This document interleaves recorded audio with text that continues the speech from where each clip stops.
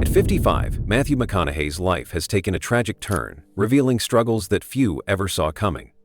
Once Hollywood's charming heartthrob in the face of unforgettable roles, he's now facing battles that go far beyond the silver screen. Behind the glitz and glamour, McConaughey's personal journey is one of deep heartache, unspoken pain, and a search for peace that has shocked his fans. The truth of his life is more heartbreaking than anyone could have imagined. Discover what he's been hiding. Matthew McConaughey's early life in Uvalde, Texas, was far from ordinary. Born on November 4, 1969, he came into the world as the youngest of three boys, a kid destined to grow up in a whirlwind of family drama, love, and turbulence. His family wasn't rich, but they had a strong, fierce love for each other. His mother, Mary Kathleen, was a sharp-witted kindergarten teacher with a big heart, while his father, James Donald, was a one-time football hopeful who turned to the oil pipe supply trade to make ends meet. Their marriage was a stormy one, divorcing twice and remarrying 3 times. This unpredictable back and forth created an atmosphere where Matthew never knew exactly what to expect from day to day. The house wasn't quiet, and the McConaughey home was filled with intense emotions. Matthew's father had a fiery temper that often led to arguments that could shake the house to its core. The sound of his father's booming voice was something that seemed to fill every room, followed by the crash of a telephone receiver, or the clatter of something being thrown in the heat of an argument. But, somehow, amidst the chaos, there was love. The same parents who fought hard would often end up in each other's arms, reconciling in the blink of an eye. This love, though turbulent, was real. But it was loud, it was raw, and it was something that left a mark on Matthew. As much as this environment was difficult, it taught Matthew vital lessons about resilience. His mother, despite the constant ups and downs, never stopped nurturing him. She planted seeds of belief in him that would grow deep roots. At a young age, she entered him into the Little Mr. Texas contest in Bandera, Texas, and although the title turned out to be unofficial, the experience stuck with him. Every morning, as he ate his breakfast, his mother would point to the photograph from the contest and say, "Look at you, winner, Little Mr. Texas." That encouragement stuck with Matthew, even after he learned that the title wasn't official. It was this mindset that gave him the confidence to stand tall, to carry himself like a winner, and ultimately to believe in the idea that he could achieve something great. Matthew learned quickly that life wasn't going to hand him anything, and the lessons were often harsh. His mother's discipline was unyielding. When he swore, there were consequences. If he came home with a temporary tattoo at age 10, he was punished. Even small complaints about his shoes were met with a sharp response. "Keep griping and I'll take you to meet the boy with no feet." Those lessons shaped his character, teaching him resilience and the idea that life would be full of challenges, but the best way to get through them was to keep going. The pain didn't stop with family dynamics. At a young age, Matthew struggled with severe acne, which left his face scarred and disfigured. It was a blow to his self-esteem, especially in his teenage years, and he spent a year battling a treatment meant for middle-aged women, only to have it worsen his condition. The acne was so severe that his father even considered suing the product's manufacturer, though the case was dropped once his face began to heal. Ironically, Matthew was crowned the most handsome in his high school yearbook despite the years of struggle with his appearance. But the turmoil of his adolescence wasn't just about looks. It was about testing his boundaries, both physically and emotionally. He was known as a hot-tempered goalkeeper in soccer, often pushing the limits of authority, earning red cards 2 seasons in a row. Yet, these experiences weren't in vain. The lessons Matthew absorbed were valuable. From his father, he learned honesty, modesty, and common sense. From his mother, he inherited creativity, bravado, and the power of words. Together, they shaped a mindset that would carry him through both the good and bad times in life. The McConaughey household was full of love, but it was love that had to be earned, fought for, and sometimes demanded. It wasn't always easy, but it was real, and it formed the foundation of who Matthew would become. This early life in Uvalde, filled with family struggles, love, and discipline, created a young man who wasn't afraid of hard work or difficult circumstances. The storms of his childhood, though painful, built resilience in him, preparing him for the challenges that lay ahead, both in Hollywood and in life. Matthew McConaughey's journey from a small town in Texas to Hollywood success wasn't an easy one. It was a journey that began with a series of restless steps, missteps, and countless moments of doubt. Growing up in Uvalde, Texas, he was always a dreamer, someone who wanted more than the small-town life his parents had carved out for him. But there was something about Matthew that made him different from others in his town. He wasn't just dreaming of something bigger. He was determined to make it happen. At 18, Matthew left Texas for what he thought would be an exciting year abroad.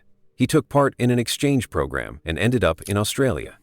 But the dream of golden beaches and endless freedom quickly turned into a cold, hard reality. Instead of surfing on sun-drenched shores, Matthew found himself stuck in Warner Vale, a small town that couldn't have been further from his wild imagination. The town was quiet and restrictive, and the family he stayed with was strict, preaching morals with every meal. It wasn't the freedom he expected, but it was a lesson in isolation and self-reflection. In Australia, Matthew found himself with nothing but his thoughts. His friends were long gone, and the excitement he imagined was nowhere to be found. He had to rely on himself more than ever. His days were spent working low-paid jobs that didn't fulfill him, being a bank teller, working as a mechanic, drafting closing arguments he'd never present. Despite the hardships, it was this period that shaped Matthew into the man he would become. He learned to work tirelessly, scraping by just to survive. But those grueling days weren't just about learning how to survive. They were about building the strength to fight for his dreams. His life in Australia wasn't all bad, though. Despite the challenges, there were moments when Matthew learned to see things differently. It was there that he began writing long letters to his family, filling the pages with his thoughts. It was his first real attempt at self-expression, pouring his heart into words. And those letters, full of longing and introspection, helped Matthew realize something crucial. He wanted to tell stories. It wasn't enough to live the life of a small-town boy. He wanted to create worlds and characters that could transport others, the way his favorite films had done for him. After returning home to Texas, Matthew enrolled at the University of Texas at Austin. But his heart wasn't in it. He started studying pre-law, following the sensible path laid out for him. But the idea of spending years in a courtroom made him feel suffocated. He was restless and knew deep down that he couldn't bury his passion for storytelling. He had a vision, one that pulled him toward a future in film. But even with this realization, the road ahead wasn't easy. At the time, the film industry seemed like a distant dream, and the likelihood of making it in Hollywood felt slim. As fate would have it, a friend in film school recognized Matthew's potential. This friend saw something in him that even Matthew hadn't fully acknowledged: his gift for storytelling. Encouraged by this friend, Matthew finally admitted to himself what he had been denying for years: he wanted to be an actor. But telling his father Jim was the real test. His dad, a hardworking man who had instilled in Matthew the importance of resilience and common sense, wasn't exactly a fan of the idea. Matthew braced for a harsh reaction. But instead, his father gave him words that would guide him through the rest of his career. Don't half-ass it. It was a blessing, a challenge, and a compass all rolled into one. Despite his father's words of encouragement, Matthew still had to prove himself. So, he threw himself into the grind. To pay his rent and buy food, Matthew worked nights at the Catfish Station Blues Cafe, carrying trays through rooms filled with cigarette smoke, the sound of guitars in the background. He modeled for advertisements, but it was clear he wasn't the star of the show. His hands were the ones being featured, while the rest of him was hidden away. But he didn't mind. He knew that each step, each audition, each rejection was part of his journey. He wasn't going to let any obstacle stop him. In 1993, Matthew's persistence paid off when he was introduced to casting director Don Phillips at a bar in Austin. This meeting opened the door to his breakout role in Dazed and Confused, 1993, a film by Richard Linklater. The role of David Wood was supposed to be small, just a few scenes, but Matthew's natural charisma and improvisation gave the film its immortal line, "All right, all right. All right, all right." That moment, that simple line, would become a defining moment in Matthew's career, making him a household name in Hollywood. But the victory came with a bittersweet twist. 5 days into filming Dazed and Confused, Matthew received the heartbreaking news that his father had died suddenly from a heart attack. The man who had taught him everything about grit, perseverance, and honesty was gone.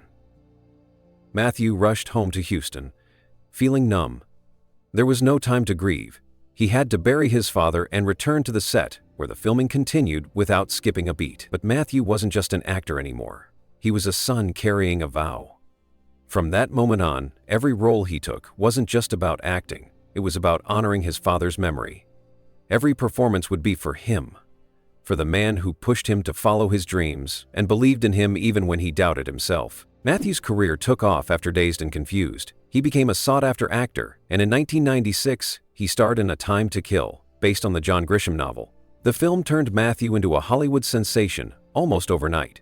His name was now being whispered among the greats, and he was being hailed as the next big thing. But the road to stardom was not without its struggles.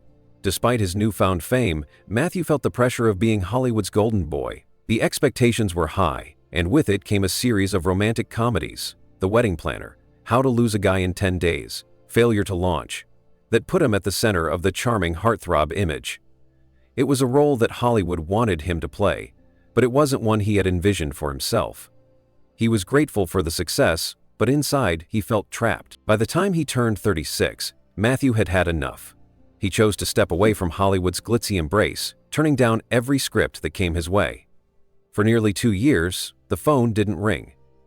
The Hollywood buzz around him quieted down, and people started to whisper that he was finished. But Matthew didn't care. He had made his choice. He needed silence to figure out who he really was as an actor, and more importantly, as a person. This was the same silence that had guided him through his early struggles in Australia. The same silence that had taught him how to fight for his dreams, even when the world seemed against him. Out of that silence came his rebirth. In 2011, Matthew made a comeback with The Lincoln Lawyer. The film was a success, and it marked the beginning of a new phase in his career. In 2012, he starred in Mud and Magic Mike, proving that he was ready to take on more complex roles. But the role that would truly define him as an actor was in Dallas Buyers Club 2013. To portray Ron Woodroof, Matthew pushed his body to the limit, losing 50 pounds to transform into the character. His commitment was so intense that he nearly broke himself, both physically and mentally, to inhabit the role. But it paid off. His performance was raw, honest, and heartbreaking, and it earned him the Oscar for Best Actor. Matthew McConaughey's journey to Hollywood success was not a smooth ride.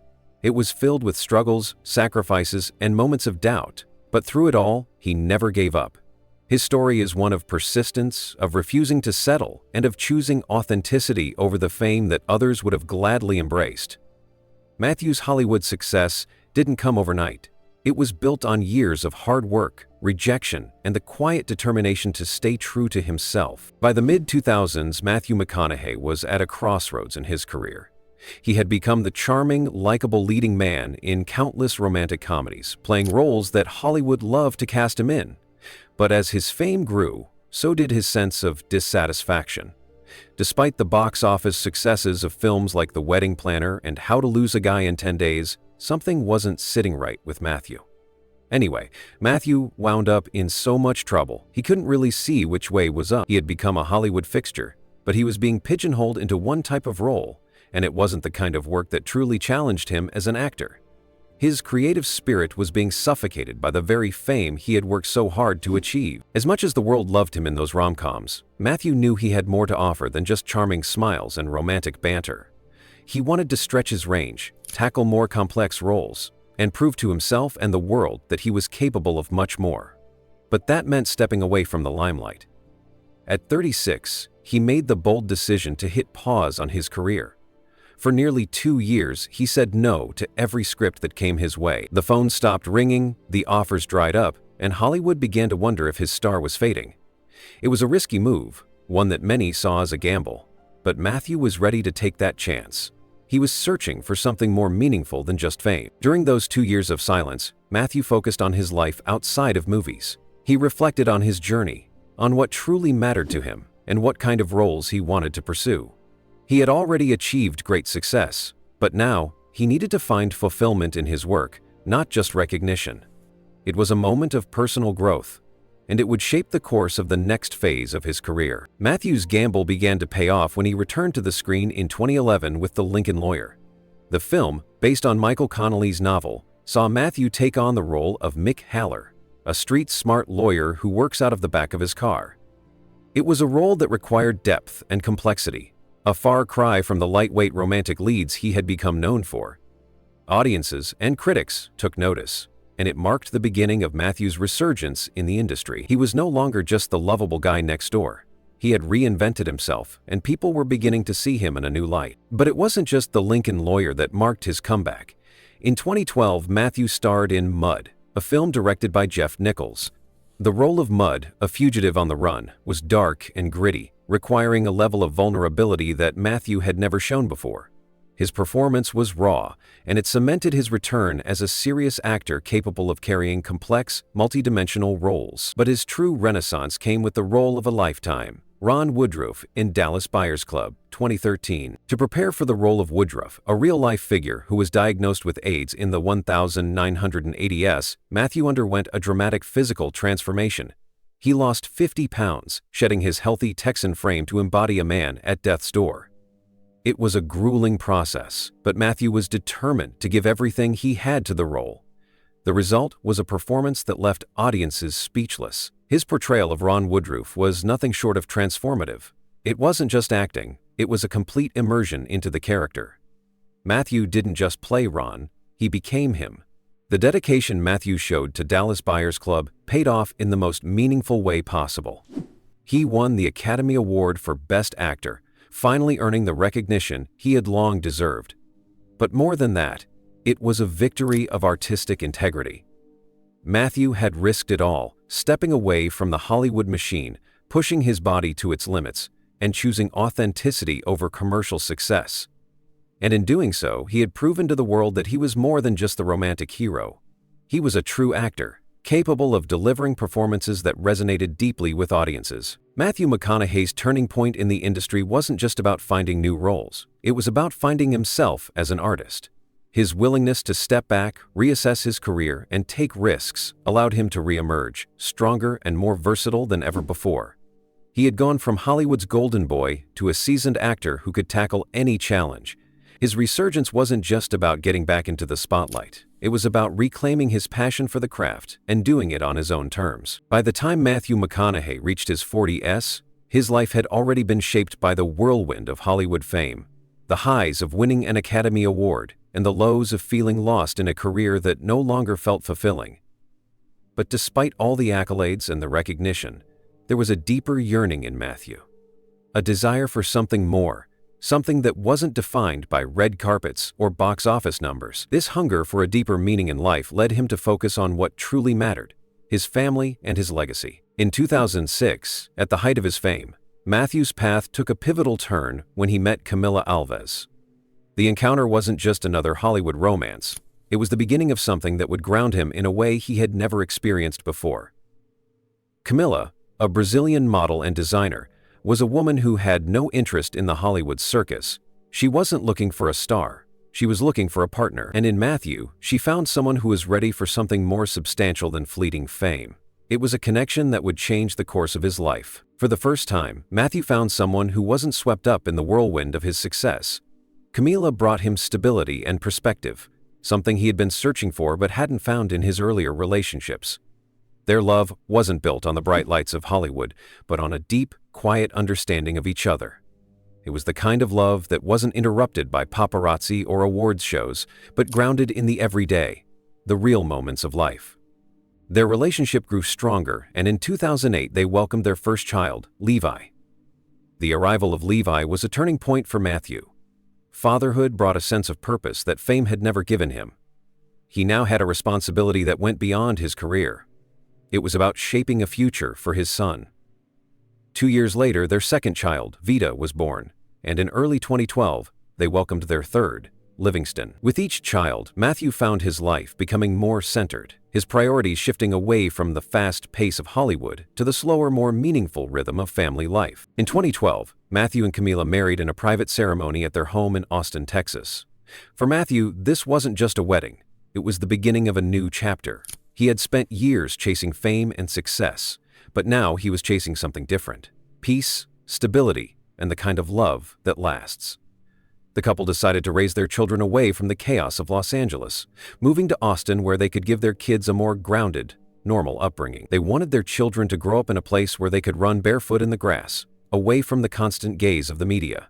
It was a decision that reflected Matthew's desire to create a legacy that wasn't defined by his Hollywood status, but by the values he instilled in his family. The move to Austin wasn't just about escaping the limelight. It was about building a life that mattered. Matthew and Camila's home in Texas became a sanctuary, a place where they could focus on what was truly important. The family's new life wasn't about luxury or opulence. It was about simplicity, connection, and being present with each other. The focus was on quality time, family dinners, outdoor activities, and creating memories that would last a lifetime. As his career slowed down, Matthew's idea of wealth began to change. It wasn't about the money, the fame, or the recognition. It was about presence. He had found a new kind of wealth in his family, in the quiet moments at home, and in the legacy he was building with Camila and their children.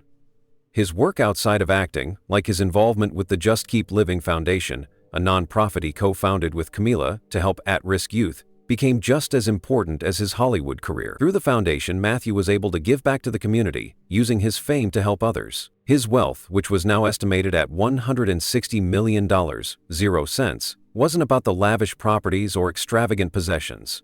It was about the way he lived his life, on his own terms. He had built a sanctuary in Texas, a place where he could connect with nature, where he could find peace and purpose beyond the chaos of his early career. It wasn't about marble floors or golden chandeliers. It was about the smell of mesquite smoke, the sound of his children's laughter, and the knowledge that he had created a life of real value. Matthew's legacy was no longer just about his acting career. It was about the lessons he passed down to his children, the love he gave to his wife, and the way he had turned the challenges of his past into opportunities for growth. His success in Hollywood was just one chapter of his story. What mattered now was the story he was creating with his family, the way he was using his platform to make a difference, and the peace he had found in embracing the quieter moments of life. In the end, Matthew McConaughey's greatest wealth wasn't measured in gold or awards. It was the love and legacy he was building for his family and the impact he was making on the world around him.